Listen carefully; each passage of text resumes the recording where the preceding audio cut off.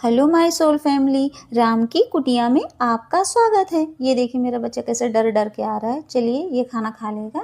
तो आप मेरी सोल फैमिली हो तो मैं आप लोगों से एक बात बताना चाहती हूँ कि जैसे कोई माता पिता हैं, उनके दो बच्चे हैं। दोनों बच्चों में मान लीजिए एक बच्चा है जो बहुत ज़्यादा आज्ञाकारी है और दूसरा बच्चा है जो मम्मी पापा का मतलब माता पिता का कहना नहीं मानता है।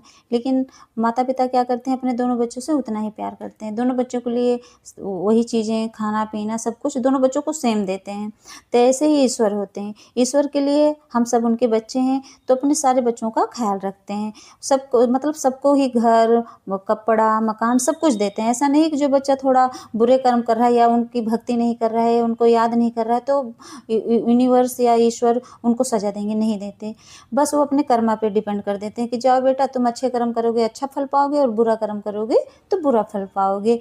तो लेकिन एक बात हमेशा याद रखना, जो ईश्वर से जुड़ जाता है वो ईश्वर का ना प्यारा बच्चा बन जाता है। बस वो ईश्वर कहते नहीं है, वो प्यारा ही रहता है। हर दुख सुख में उसका साथ देते हैं ईश्वर, लेकिन वो समझ नहीं पाता वो बच्चा।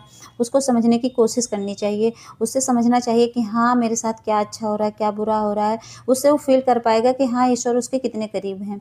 और बुरा बच्चा तो उसके कर्मा पे भले वो करोड़ों में खेले, करोड़पति अरबपति बन जाए, लेकिन जरूरी नहीं है कि जो बच्चा गरीब है अगर वो ईश्वर से जुड़ा है तो समझ लो भगवान और ईश्वर का सबसे लायक बच्चा होता है।